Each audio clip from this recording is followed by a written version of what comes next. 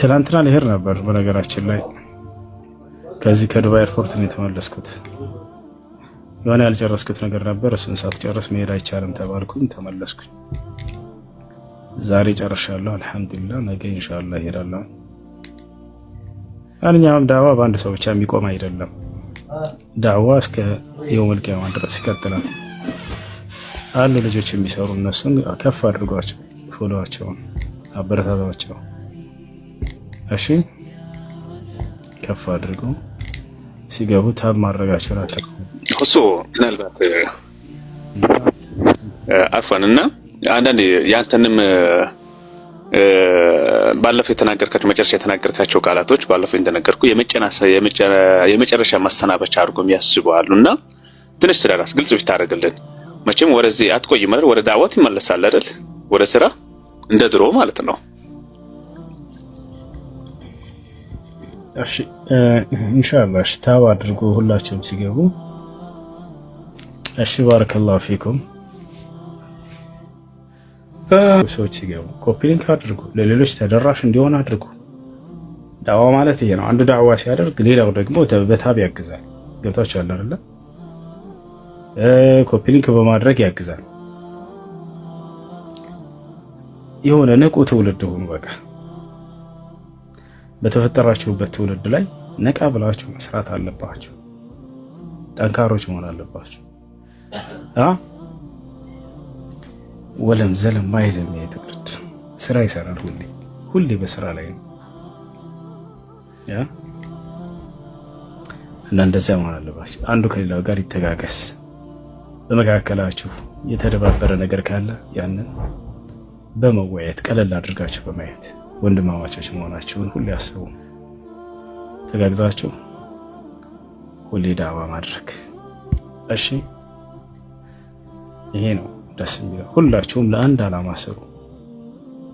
እርሱ ምንድነው? የነቢያቶችን ዓላማ ተሸክማችኋል።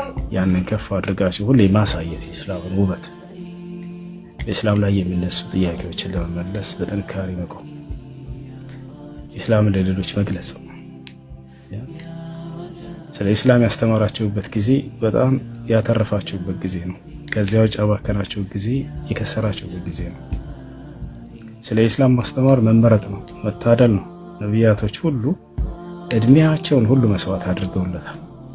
እድሜያቸውን ሁሉ ደስተኛም ነበሩ በዚያው። ኢስላምን በማስተላለፍ ላይ መስዋዕት ትከፍላላችሁ፣ ትሰደባላችሁ፣ ትዘለፋላችሁ።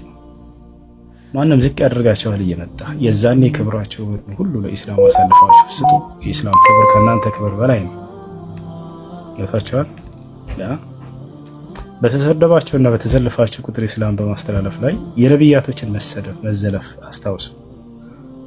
እነርሱ ከእናንተ በላይ የተከበሩ ነበሩ ከአላህ ዘንድ፣ ግን ክብራቸው ሁሉ ተጎድፈዋል፣ ተሰድበዋል፣ ተዘልፈዋል፣ ተመተዋል፣ ተቆስለዋል።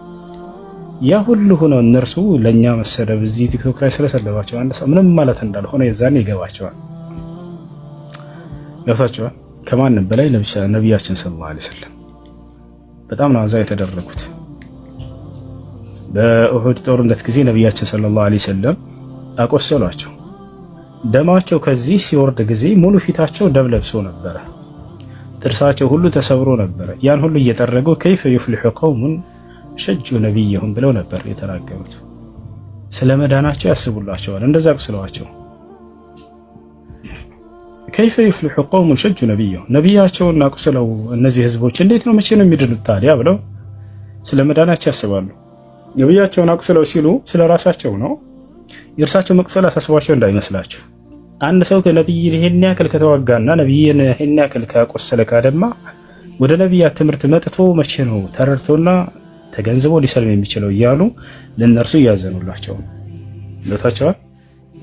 ወዲያም ምን አደረጉ? ዱዓ አደረጉላቸው። አላሁመ እግፊር ለቀውሚ ፈኢነሁ ላ ያዕለሙን፣ አምላኬ አላህ ሆይ የሚያደርጉትን ስለማያውቁ ነውና ይቅር በልላቸው ብለው ጸሎት አደረጉላቸው። እዚያው የኡሁድ ጦርነት ላይ ይህን ያክል ላደሟቸውና ላቆሰሏቸው ከጸለዩ ነቢያችን ሰለላሁ ዐለይሂ ወሰለም እኛስ ባስተምሮት መንገዳቸው ላይ በምትባሉት ነገር ላይ ሁሉ ቻዮች ሆኑ፣ ታጋሾች ሆኑ።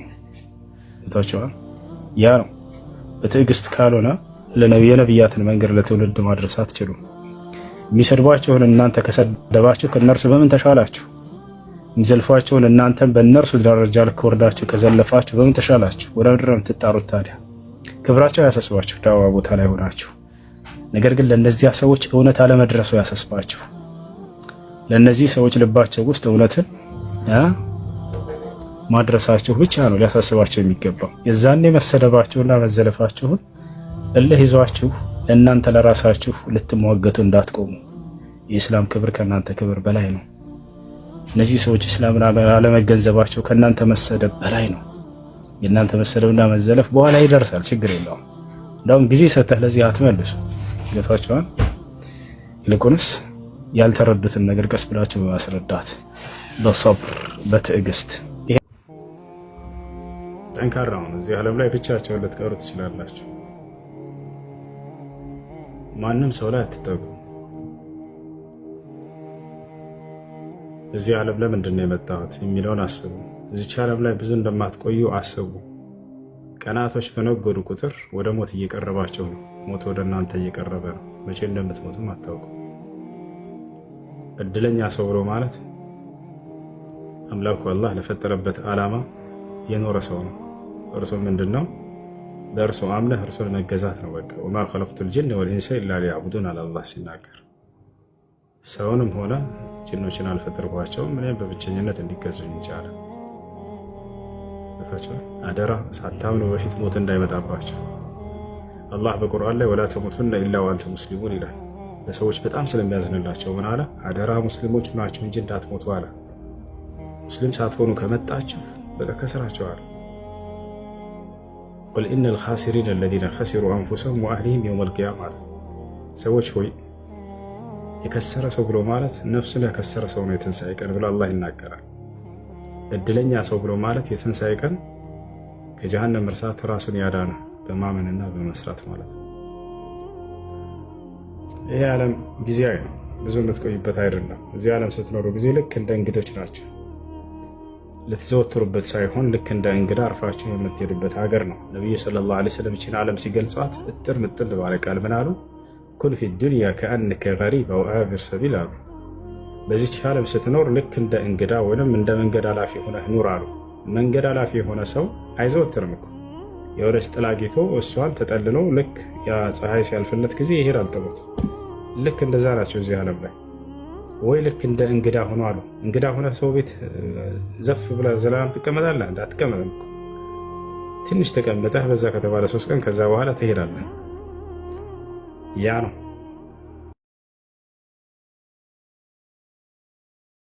ተደሰቱ ሁሉ አደጋ ሲመጣባችሁ በዚያ እንደው መደሰት ከዚያ በላይ ያለባችሁ እያለ ይናገራል። ለምን ከተባለ ያ ነገር የመጣው በእናንተ ላይ ፈተና የመጣው አላህ ከኃጢአታቸው ሊያነጻችሁ ነውና እያለ ይናገራል። አላህ በቁርአን ላይ ይናገራል።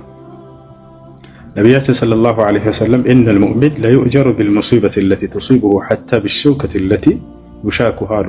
ሙስሊም በሚደርስበት መከራ ሁሉ ምንዳ ያገኛል ከአላህ ዘንድ በምትወጋው እሾህ እንኳን ሳትቀራሉ። ያን እያሰባችሁ መኖር አለባችሁ። ሙስሊም በዚህ ዓለም ሲኖር እንዴት እንደሆነ ነብዩ ሰለላሁ ዐለይሂ ወሰለም ሲናገሩ ምን አሉ? አጀበን ሊአምሪል ሙእሚን ኢነ አምረሁ ኩለሁ ኸይር ኢን አሳበትሁ ضራእ ሰበር ፈካነ ኸይረን ለህ ወኢን አሳበትሁ ሰራእ ሸከር ፈካነ ኸይረን ለህ ፈፊ ኩሊ ዛሊከ ኸይር አሉ። የሙስሊም ማንነቱ በዚህ ዓለም ላይ በጣም ያስደንቀኛል አሉ ነብዩ ሰለላሁ ዐለይሂ ወሰለም። ክፉ ነገር ካጋጠመው በትዕግስት ያሳልፈዋል። መልካም ነገር ካጋጠመው አላህን በማመስገን ያሳልፈዋል። በሁሉም በኩል መልካም ነገር እንጂ አያገኝም ሙስሊም አሉ። ያችሁ ወይ ደስታ ነው ወይ ሀዘን ነው እዚህ ዓለም ላይ አይደለ? ደስታ ስታገኙ አላህን አመስግኑት። ሀዘን ሲያገኛችሁ ደግሞ ሶብር አድርጋችሁ ከአላህ ጋር ኢህቲሳብ ምንዳን እንደምታገኙ ተስፋ አድርጋችሁ ማለፍ እንጂ ያለባችሁ በቃ ዛሬ እኔ ፍጻሜ ነው ብላችሁ አትደምድሙ። ታቻው ሌላ እንደ ነብያቶች መከራ የደረሰበት የለም። አንተ የነብያት ተከታይ ነህ። ነብያቶች ላይ ይሄ ነገር እኮ አልፏል ብላችሁ በእነሱ ተጽናኑ። አላህ ዝም ብሎ በከንቱ ይመስላችኋል? ነብያቶች ላይ መከራ ያደረሰባቸው ወንም የፈተናቸው ለእኛ ትምህርት እንዲሆን ዘንድ ነው እንጂ ጠልቷቸው እንዳይመስላችሁ። ነብዩ ሰለላሁ ዐለይሂ ወሰለም ሐዲስ ላይ አሸዱ الناس بلاء الانبياء ثم الامثل فالامثل አሉ። ከሰው ሁሉ በላይ መከራ የደረሰባቸው ነብያቶች ናቸው። ከዚያም እነርሱን የሚመስሏቸው አሉ። ከማንም በላይ መከራ እዚህ ዓለም ላይ የደረሰበት ነብዩ ሰለላሁ ዐለይሂ ወሰለም ናቸው። በእርሳቸው ላይ የደረሰው መከራ ከዚህ በፊትም አልደረሰም፣ ወደፊትም አይደርስም። ሐዲስ ላይ ሲናገሩ ምን አሉ? ኢዛ ኡሲብቱም ቢሙሲበቲን ፈተዘከሩ ቢሙሲበቲ ፈኢነ ለዚ አሷበኒ ለም ዩሲብሁ አሐዱን ሚነ ናስ አሉ። የሆነ መከራ ከደረሰባችሁ በእኔ ላይ የደረሰብኝን መከራ አስታውሳችሁ ተጽናኑ በእኔ አሉ። በእኔ ላይ የደረሰው መከራ በማንም ሰው ላይ አልደረሰምና ብለው ተናገሩ። ያሰላም ነቢዩ ሰለላሁ ዐለይሂ ወሰለም በመከራዎች በፈተናዎች አልፈው ከሆነ እኛ ማንንና ነው ብላችሁ አስቡ። ሌላው የምኖርለት ተስፋ የለኝም ያልከው ትልቅ ስህተት ነው። የምትኖርለት ትልቁ ተስፋ አለ። አልዒባዳ ሊላሂ ሱብሓነሁ ወተዓላ ወሊአጅሊ ዛሊከ ኸለቀከ ረቡከ ሱብሓነሁ ወተዓላ ቃለ ሱብሓነሁ ወተዓላ ወማ ኸለቅቱል ጅነ ወልኢንሰ ኢላ ሊያዕቡዱን።